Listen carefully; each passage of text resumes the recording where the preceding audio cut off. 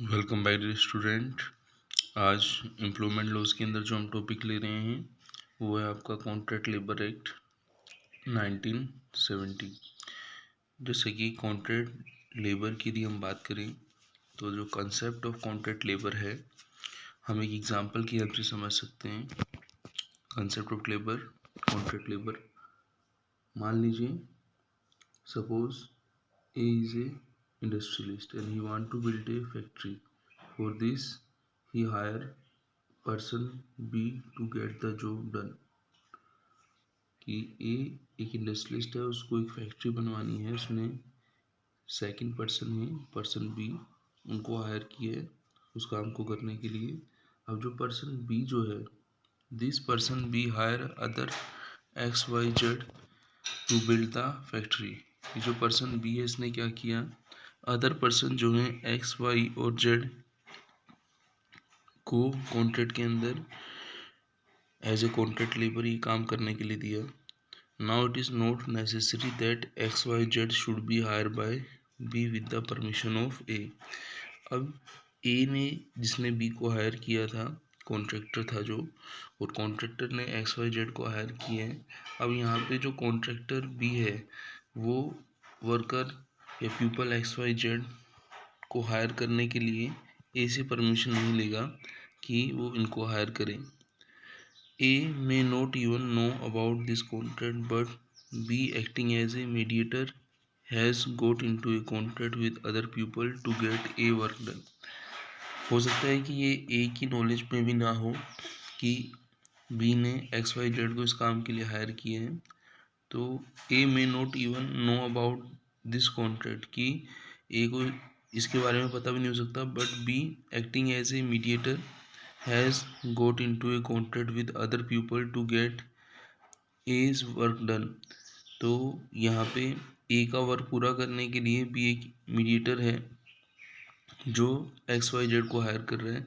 These X Y Z people जो हैं who have no direct contract और relationship with A are the contract labour. अब इनका जो एक्स वाई जेड जो ए के काम को पूरा करके देंगे बी को, यहाँ पे आप ये देखें कि एक्स वाई जेड और जो पर्सन है कॉन्ट्रैक्ट जिसने कॉन्ट्रैक्ट दिया है, नो डायरेक्ट कॉन्ट्रैक्ट और रिलेशनशिप है दोनों के बीच में with A are the contract labour. अब हम देखें कि ये जो आपका इनडायरेक्ट रिलेशनशिप जो रहता है कॉन्ट्रैक्ट लेबर और कॉन्ट्रैक्टी के बीच में, और जो डायरेक्ट रिलेशनशिप रहता है कॉन्ट्रैक्टर और कॉन्ट्रैक्ट लेबर के बीच में, इसके रिगार्डिंग इस एक्ट के अंदर क्या दिया हुआ है।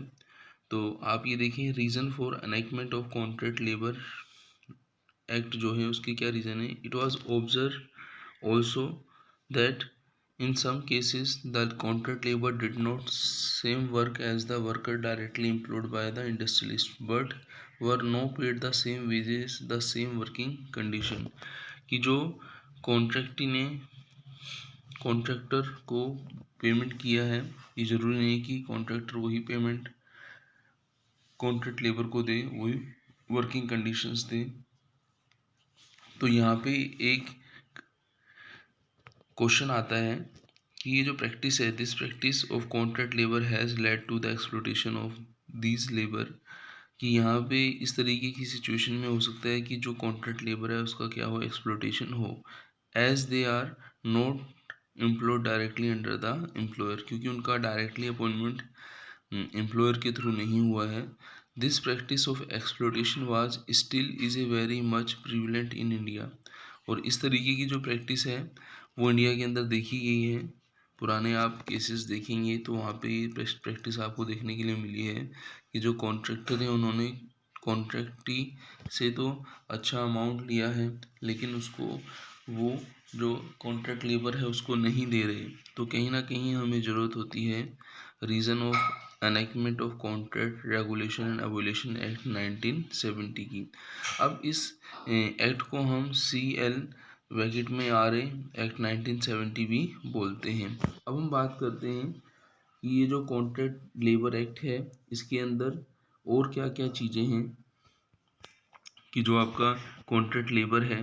जैसे कि आप देखें, the object of contract labour regulation act ये है Contract workmen are indirect employee. Contract labor differ from the direct labor in term of employment relationship with the establishment and method of wage payment. हमने पढ़ लिया था कि यहाँ पे direct जो कॉन्ट्रैक्टी और कॉन्ट्रैक्ट लेबर के बीच में रिलेशनशिप नहीं होती, ठीक है ना, और जो आपका रिलेशनशिप भी नहीं होती, and contract labour differ from the direct labour in terms of employment relationship with the establishment and method of wages भी क्या रहता है, डिफरेंट रहता है। अब हम कुछ चीज़ें यहाँ पे डिस्कस करेंगे। आइए, एम्प्लॉयमेंट लॉ के अंदर वो है अपना objective of contract labour regulation and abolition act 1970। ये जो contract labour regulation abolition act है, शॉर्ट में इसको हम कॉन्ट्रैक्ट ब्रैकेट में RA 1970 एक्ट बोलते हैं। ये जो एक्ट है कब आया था? ये आया था 10 फरवरी 1971 को, और ये कहाँ पे लागू होता है? जहाँ पे ऐसे एस्टेब्लिशमेंट जहाँ पे 20 या उससे ज़्यादा वर्कर लास्ट 12 मंथ के अंदर कॉन्ट्रैक्ट लेबर के अंदर काम करते हैं, वहाँ पे ये एक्ट लागू होता है। तब क्वेश्चन ये बनता है कि जो कॉन्ट्रैक्ट लेबर है वो होता क्या है? कॉन्ट्रैक्ट लेबर का मतलब ये हुआ, आपको कोई काम कराना है तो आप कॉन्ट्रैक्टर हैं। आपने वो काम करने के लिए, सपोज मान लीजिए कंस्ट्रक्शन का काम आपको करवाना है, बिल्डिंग बनानी है, और वो काम आपने किसी पर्सन को दिया तो वो कॉन्ट्रैक्टर है।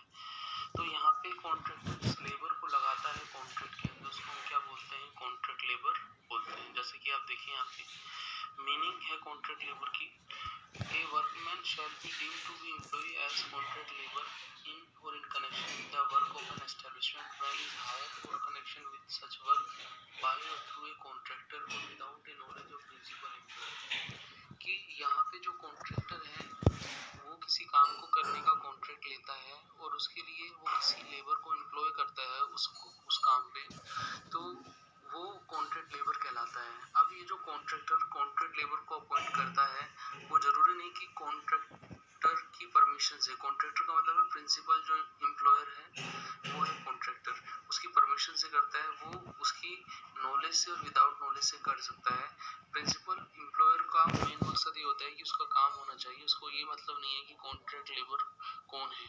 तो यह है कॉन्ट्रैक्ट लेबर की डेफिनेशन। अब बात करेंगे हम कॉन्ट्रैक्टर की। जैसे कि कॉन्ट्रैक्टर हमने थोड़ी देर पहले पढ़ा ही है। In relation to an establishment means a person who undertake to produce a given result of establishment other than a mere supply of goods or article manufactured to the such establishment through contract labor, who supply contract labor for any work of establishment include a subcontractor। कि एक contract के अंदर जो person आपको उस काम को पूरा करने के लिए कमिटमेंट करता है तो वो तो क्या है? कॉन्ट्रैक्टर। और उस कॉन्ट्रैक्ट को पूरा करने के लिए वो किसी दूसरे पर्सन की हेल्प लेता है, हो सकता है कि वो किसी सप्लायर की हेल्प लेता हो, तो वो कहलाता है आपका सब कॉन्ट्रैक्टर कहलाता है। तो यहाँ पे हमने मीनिंग के अंदर कॉन्ट्रैक्ट लेबर को पढ़ा और कॉन्ट्रैक्टर को पढ़ा। अब हम बात करेंगे कि इस जो एक्ट का जो एडमिनिस्ट्रेशन किस प्रकार किया जाता है। तो जो एडमिनिस्ट्रेशन दोनों लेवल पर ही होता है, स्टेट गवर्नमेंट लेवल पर भी होता है, सेंट्रल लेवल गवर्नमेंट पर भी होता है।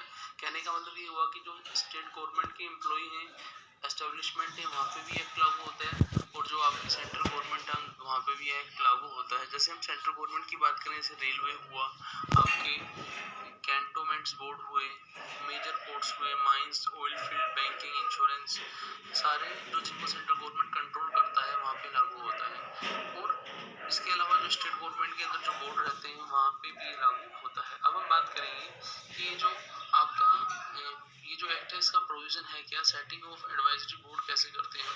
तो एडवाइजरी बोर्ड जो है 3 लेवल पे होती है। तो रहती है सेंट्रल एडवाइजरी, ठीक है ना, फिर आपका स्टेट एडवाइजरी। अब ये दोनों को मिला के बनता है क्या आपका एडवाइजरी बोर्ड, ठीक है ना। तो इस एडवाइजरी बोर्ड की हम बात करें, फर्स्ट एडवाइजरी बोर्ड की हम बात करें, the central government and state government are required to set up a central and state advisory contract labour board. The number of nominee of workers will be equal to that of industry and contractor both on state and central board. ये जो advisory रहेगी ये दोनों को मिलकर बनती है, central advisory और स्टेट एडवाइजरी बोर्ड को। सेंट्रल एडवाइजरी बोर्ड के अंदर एक चेयरमैन रहता है जिसको सेंट्रल गवर्नमेंट अपॉइंट करती है, और जो आपका स्टेट एडवाइजरी बोर्ड रहती है वहाँ पे चेयरमैन जो रहता है उसको स्टेट गवर्नमेंट एम्प्लॉय करती है, अपॉइंट करती है। तो यहाँ पे जो सेंट्रल एडवाइजरी बोर्ड है वो तो आपका चीफ लेबर कमिश्नर कहलाता है, और जो स्टेट एडवाइजरी बोर्ड का है वो लेबर कमिश्नर कहलाता है। दोनों के अंतर्गत जो ये जो बोर्ड बनते हैं, इसमें सेंट्रल बोर्ड के अंदर not exceeding 17 but not less than 11 की 11 से 17 मेंबर के बीच में होते हैं। जो आपका स्टेट एडवाइजरी है वहाँ पे not exceeding 11 but not less than 9 कि 9 से 11 तक मेंबर के बीच किसमें होते हैं, स्टेट एडवाइजरी बोर्ड में होते हैं। आप ये मान लीजिए सेंटर बड़ा है तो वहाँ पे ज़्यादा होंगे, वहाँ आपके 11 से 17 होंगे, और यहाँ स्टेट छोटा है तो यहाँ 9 से 11 होंगे। तो ये जो हमने एडवाइजरी बोर्ड समझे। अब हम बात करेंगे कि इस एक्ट के अंदर जो किसी एस्टेब्लिशमेंट का registration as a contract labour में कैसे होता है। तो इनको रजिस्ट्रेशन कराना पड़ता है विद आरओ। आरओ होता है रजिस्ट्रेशन ऑफिसर, है ना।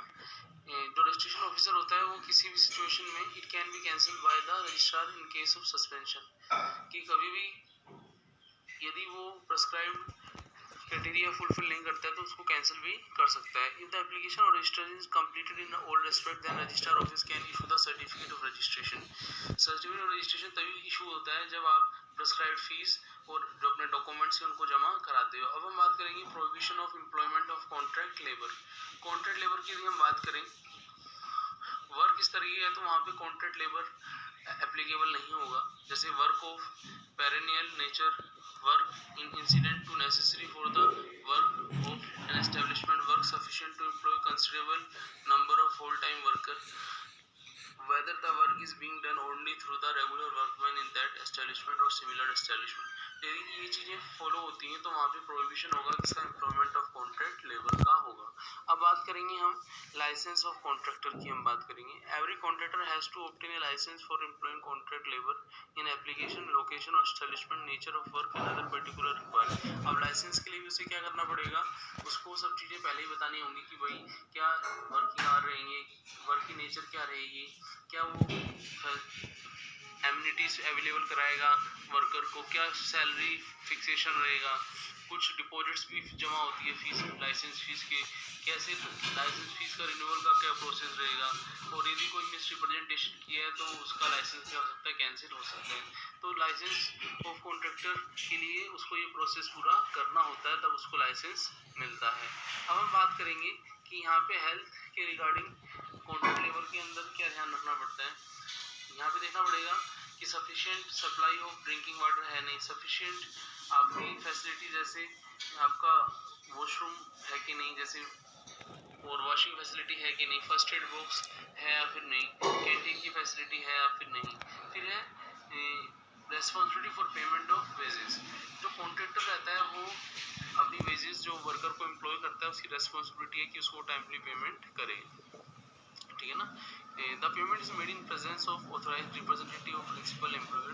वो जो पेमेंट करे तो प्रिंसिपल ओनर, प्रिंसिपल एम्प्लॉयर जो होता है जिसको हम बोलते हैं कॉन्ट्रैक्टर, उस पे भी कॉन्ट्रैक्टी जो रहता है उसके सामने भी वो पेमेंट कर सकता है। If the contractor does not make payment the principal will do the same. यदि कॉन्ट्रैक्टर पेमेंट नहीं करना चाहता तो प्रिंसिपल को देता है, तो इस तरीके से कर सकता है। अब हम पेनल्टी की बात करेंगे। यदि कोई कॉन्ट्रावेंशन होता है तो 3 मंथ की पेनल्टी है, टाइम पीरियड जो है इम्प्रिजमेंट है 3 मंथ का, और जो अमाउंट है वो 5000 और 1000 है। ये दोनों चीज़ें भी हो सकती हैं पेनल्टी की फॉर्म में। तो हमने इस क्वेश्चन के अंदर ये पढ़ा कि जो कॉन्ट्रैक्ट लेबर जो एक्ट है उसके रिगार्डिंग क्या प्रोविज़न है। उसमें आपने देखा कि कॉन्ट्रैक्ट लेबर के अंदर जो रेस्पॉन्सिबिलिटी था, पेनल्टी था, वेलफेयर ऑफ कॉन्ट्रैक्ट लेबर कैसे होता है, licence of contract labour, licence लेने की क्या प्रोसेस है, ठीक है ना। कॉन्ट्रैक्ट लेबर का जो प्रोहिबिशन होता है वर्क, वो कहाँ, वो कॉन्ट्रैक्ट लेबर का वर्क प्रोहिबिशन है। रजिस्ट्रेशन ऑफ एस्टेब्लिशमेंट हम कैसे करा सकते हैं किसी एस्टेब्लिशमेंट का एज ए कॉन्ट्रैक्टर। जो एडवाइजरी बोर्ड होते हैं, जो प्रोविजन होता है इसके अंदर सेटिंग एडवाइजरी बोर्ड है, उसका कैसे हम सेंट्रल लेवल और स्टेट लेवल पर एडवाइजरी बोर्ड को हम एस्टेब्लिश करते हैं। फिर हमने पढ़ा था कि कॉन्ट्रैक्ट के अंदर जो मीनिंग है, जैसे आपका कॉन्ट्रैक्ट लेबर है, कॉन्ट्रैक्टर है, ये है कॉन्ट्रैक्टी है जिसको हम प्रिंसिपल ओनर भी बोलते हैं। तो ये सब चीज़ों को हमने पढ़ा, एडमिनिस्ट्रेशन पढ़ा हमने इस एक्ट का। फिर हमने कुछ स्कोप और कवरेज की बातें यहाँ पे की। तो इस क्वेश्चन में हमने जो आपका contract labour and regulation abolition act 1970 है, उसको हमने पूरा किया।